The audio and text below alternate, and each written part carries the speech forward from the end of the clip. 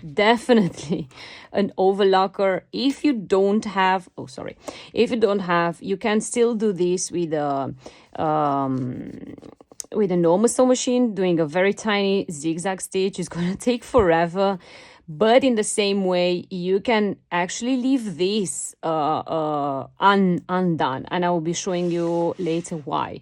So my setting for my ruffling part, it would be max differential feed, and here I have the smallest stitch length, and yes, and this is on 6, the space in between, and I press it just like this,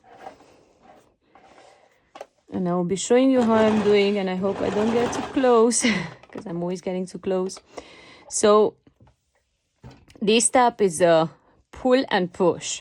So I'm doing a few, and then I'm going to show you what I mean by this.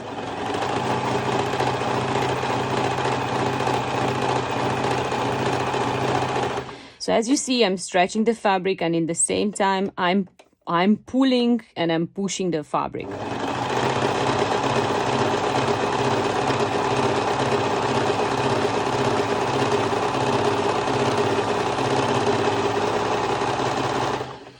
So you see that the fabric is already waving, so beautiful. I'm going to leave a little tension off, and I keep going.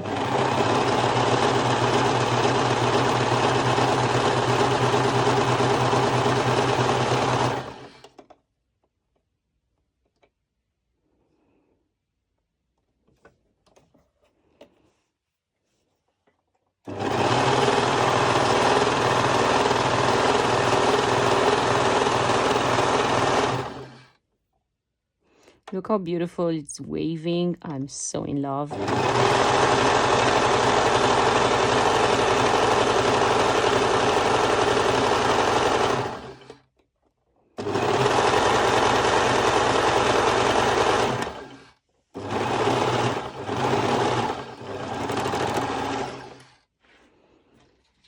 Oh, sorry. My thread. So I will be doing this on the other side as well, and then we are going to ruffle it together. This was not the ruffling which I meant initially, or are we going to ruche it? Maybe let's call it. This is ruffled, and the other one is, it will be ruching it. Yeah, so I'll be doing this off camera, so I don't take you too much time, and then I'm going to show you how we're going to. All right, so I've ruffled my strap, and it's looking so beautiful, and I've realized I forgot to tell you an important part. You should cut it along the grain. Yeah, why? Because this way you can stretch it and you can obtain these beautiful waves. Yes, and for this step I'm not going to ruche it by hand, like, so sorry. By hand, I've shown it in a lot of other videos. I think I will be giving you a name. I've been ruching recently.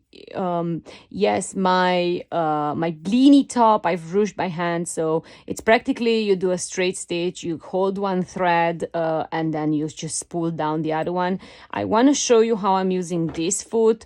So I'm doing completely the foot of my my other foot of my sew machine, and I'm sliding this one inside.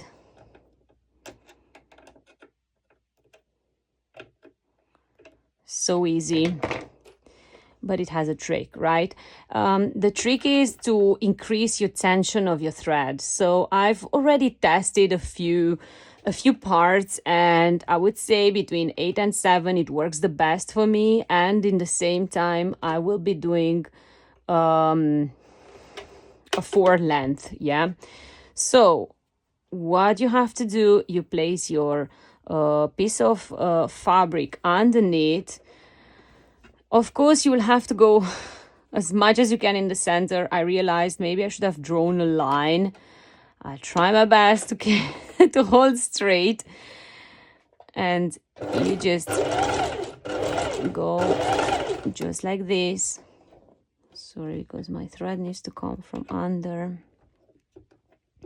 I've got my thread quite long, so I wanted to see if obviously the same ruching will apply on this piece. And it's important that you're not holding it with your hand. So I'm increasing a little bit my tension. Important that you're not holding it with your hand. As you can see, it's turning.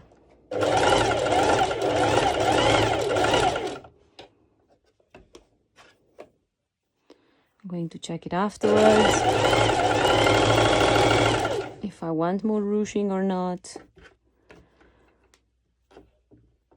No, I like the way it is. It's really lovely. Maybe I would add just tiny bit. I don't want to like that.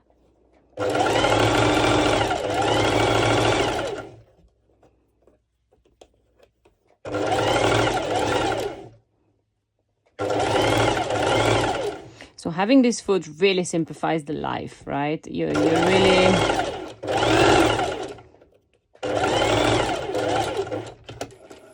It's a lifesaver, I must say. Although you have to handle it carefully because you don't want to overpull your ruching. Yes, just like this. So you have to handle it carefully afterwards when you will be applying it. Yes, so hi everyone and welcome back to my channel. This is Michaela and I'm here with you to do the Kelly bottoms. I'm so excited for these bottoms. I've actually prepared them a few days ago and I haven't got any time on around doing them, but yeah, I'm totally ready. I'm prepared this evening to do it. So I've used the same fabric as lining as for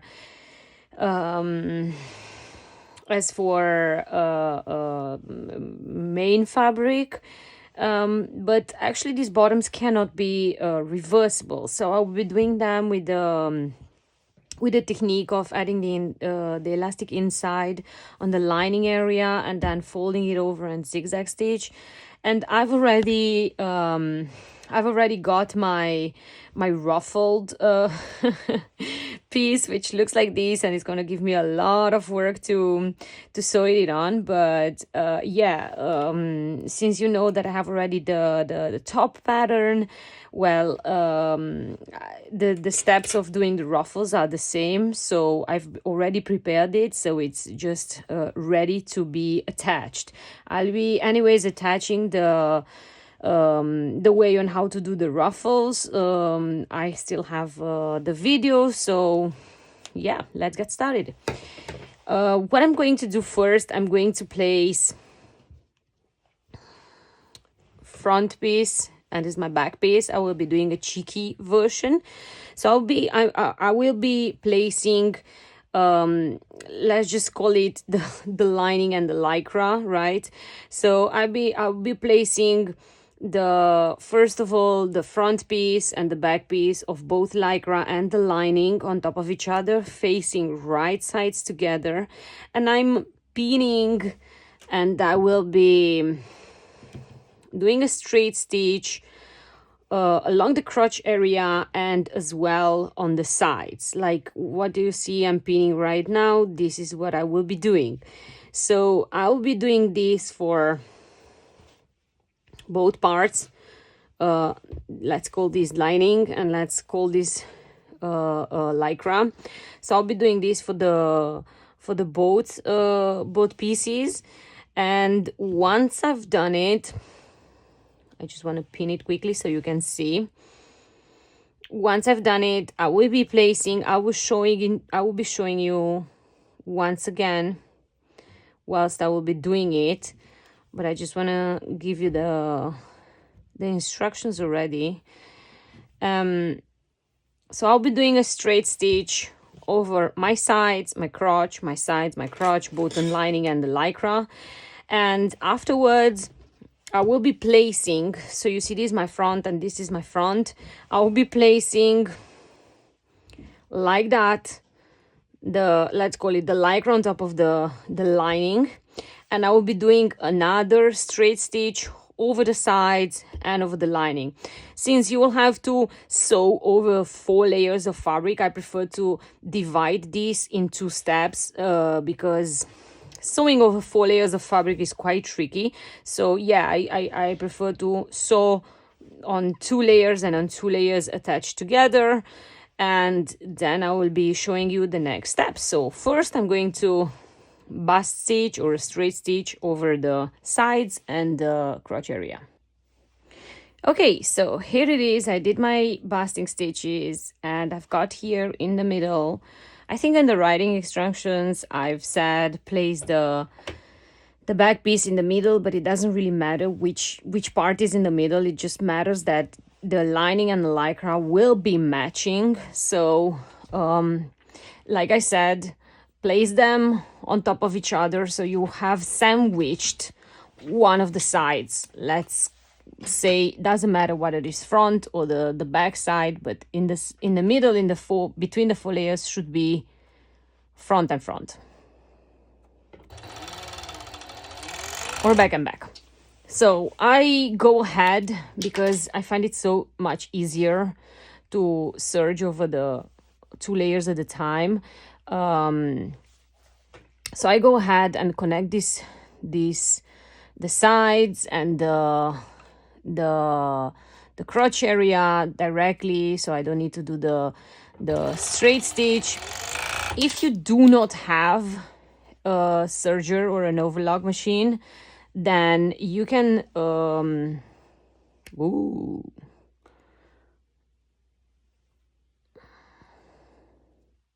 did a slight mistake over here. So yeah, look, I was so much in a rush, I didn't pin at all. So I've serged bed, and I'm going to show you the easiest way to unstitch the stitches of the serger. It's so fast, like it happens to me. All right. I will continue, so I'll be making sure that I'm not going to get them mixed up like this. That's the good side. I've serged on the other side, but no problem right now. So yeah, if you don't have a serger, this step you can always do it with your normal sew machine. If you do, obviously serging is so much faster and so much easier, right? So I'm going ahead, I'm serging now the crotch area, and now you will be understanding why we sandwiched the front piece in the middle. So we actually sandwiched it because I wanted to hide the seam on the inside. So what I will be doing, I'm unfolding the 4 layers and I'm separating them. So obviously one of the sides would be lycra and one of the sides would be lining. If you did get what I get here, for example, I'm just trimming it slightly, not a big deal, just trim it slightly. And now what I'm going to do, I'm going to do a basting stitch all over. So I take my time and I will be showing you what I mean by a basting stitch. So I'm practically doing a straight stitch on my highest length stitch.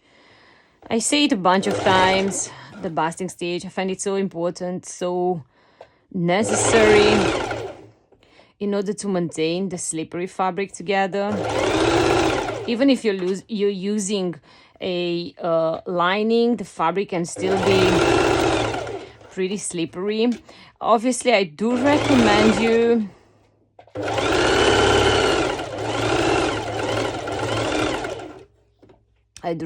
you to pin.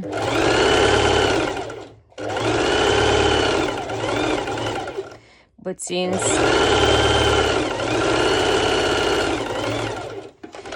today I don't have a lot of time, I'm not pinning, also because this is just a tester, right? But I usually pin. I usually take my time and I do pin all my pieces, and yeah, I don't rush so much. So yeah, actually what I wanted to show you, I did a basting stitch, I'm making small cuts every, let's say, 3-4 centimeters, right? So I'm making these little cuts. Why? To allow the fabric to stretch. So I will be making them on both sides, both lining and lycra. And then I give a slight stretch, like only a little bit. Anyways, you'll be feeling it. Like the very first or 2 times you'll be wearing it, you'll think, oh my God, something's popping, something is wrong. It's actually not. It's just your basting stitch probably still popping.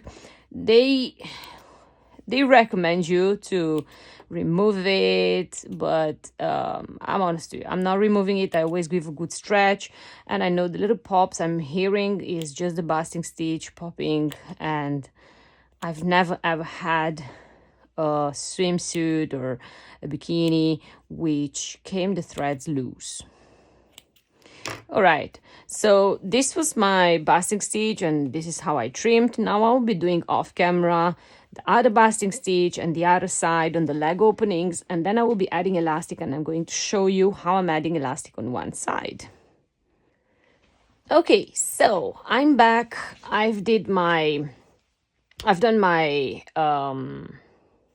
my basting stitch, and I'm ready to add the elastic. I was just actually choosing a lining side and a lycra side.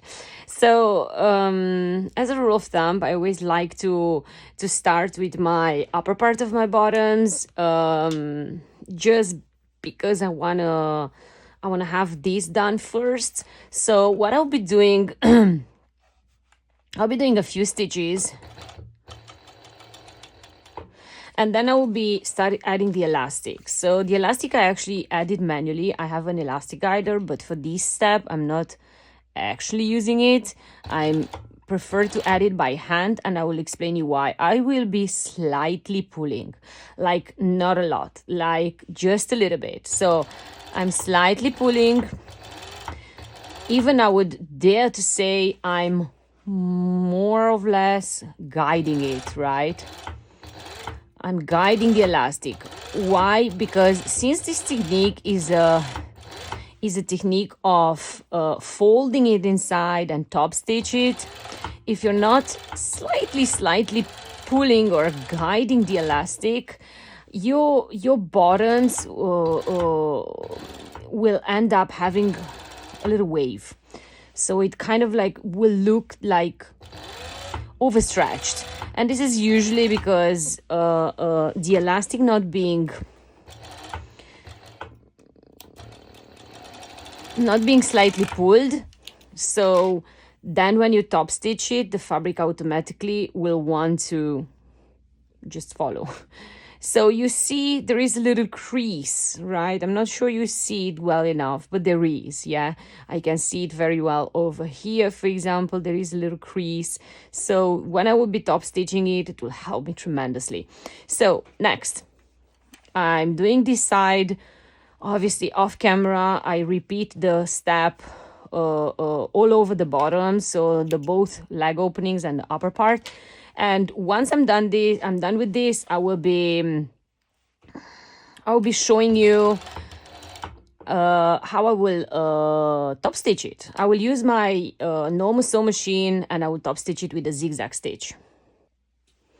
Okay, so I'm back again. As you can see, I did my top stitching. I did my adding elastic on all the sides, and I will actually leave the upper part on top stitch because I want to do it in the same time with adding the ruffles. But if you find it too difficult, then you can top stitch it and then add the ruffles, right? So I'm going to top stitch the leg openings, and I'll be using a zigzag stitch, just a normal zigzag stitch, and I'll put the settings around 3. And since zigzag stitch with the normal sew machine is exactly the same, both front and back, I prefer to to do this step facing my lining. Why? Because then I can actually go really well over the edge of my elastic.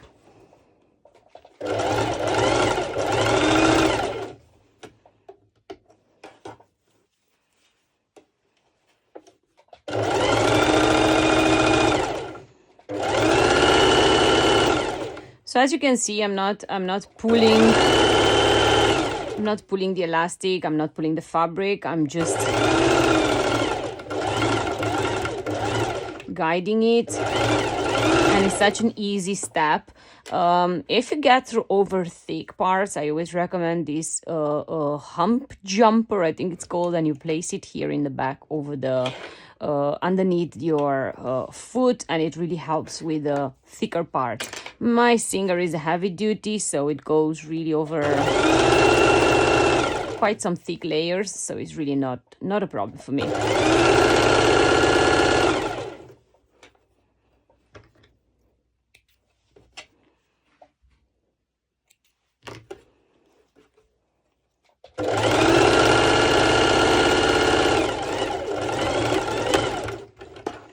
As you see, I did a few back and forth stitches to secure well my ending, and this is how it looks, the top stitch. Like, look how beautiful and professional it looks like really nice. Yeah, so I'll be repeating the same step on the other side of the leg opening, right?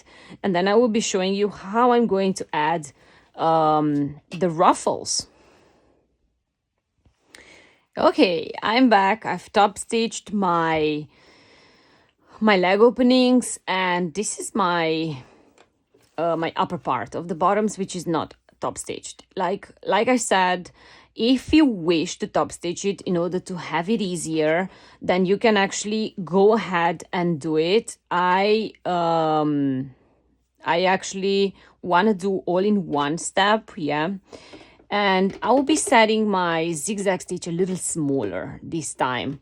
Yeah, so what I'm going to do, I'm going to take my, super long strap. Like I said in the instructions, I think I've got like 1.5 meters of strap, and I've literally ruffled it all.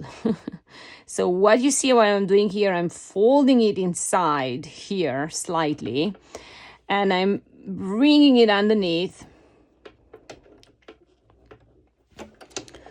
And just pray my sewing machine will go over it without needing the jump humper, which normally should be right, but let's see. All right. Going to place it a little bit more in the center. Yeah. Okay, so I'm using this little tool, as it will help me to guide the ruching in the center. Yeah, as you see, it's like really twisting and it's a little tricky. Yeah, so I will be using it to help me to align my ruching, right? So I'm going like that, and the secret is go slow. Like I said to the top, I say it now again for the bottoms. Rushing over it, it's not going to help. So what I'm doing, I'm slowly spreading the ruching and making sure that I'm getting like a straight. I'm serging it in the middle, and in the same time I'm folding the bottoms inside. So I make sure that I'm practically multitasking, right? I'm separating the ruching on both sides, and I make sure that my stitch is going over the edge of my bottoms. And you see, I'm going really slow. Yeah, there is no rush for it. I'm going really slow. There is no much of a secret, right? Secret is going slow. So this could take perhaps about 10 minutes, 15 minutes, even longer. Why not? Take your time, you know. Good things take time, especially in sewing, right? When you're doing something for the very first time, like this ruching, usually it's created with a special foot on industrial machine, but I know a lot of you do not have an industrial lock stitch. I do have, and I do have the ruching foot. Nevertheless, I want to offer you the possibility on adding this ruching with your normal sew machine, right? That you don't need special tools or expensive sew machines. With a little bit of patience, anything is achievable. But you need the patience. So yeah, I'll be doing the rest of my ruching off camera, and once I'm done, I'll be showing you the final result. You can already see it slightly here. It's looking so cute. I'm really looking forward as well to see the final result. I'm going all over the bottoms, like on the upper part. I'm going both front and back, just the upper part, yeah. The ruching, you can add it wherever you want. So if you wanted to add it on the legs, why not? You know, be creative and be original. You know, you can always adding it wherever you want. I'm just giving you the technique on how I do it, how I find it the easiest to obtain this beautiful result. So yeah. I hope I can see some nice photos from you girls. I will be showing you this final result. I still have a lot of work here, so happy sewing! So here is my final result on the bottoms. They look so beautiful. I really love the ruffle. Probably next time I will be choosing a color which is more similar to my ruffle strap, but overall, like, how beautiful they look like, right? Like, I'm totally in love of the final result. And I forgot actually to say, like, if you do not want to serge the edges, you can also not serge the edge. And as well, I did explain on how to ruffle by hand. It's actually I would be, so like if I would choose to ruffle by hand, I will be marking the center of my strap, and then I will do a straight stitch and just hold one side, one end of the thread, and with the other one I will just ruffle it manually until clearly the desired ruffle. So it's all very easy. And as well, like, I used a 2.5 centimeters width for my ruffle. You can use a thicker one or even a thinner one. I would not recommend less than 2 centimeters, I would say. But yeah, the options are so open, and like, if you find it too difficult to do the zigzag stitch over the ruffle and in the same time folding it in, you can fold it first and then do the ruffle. Like, yeah, I'm so happy.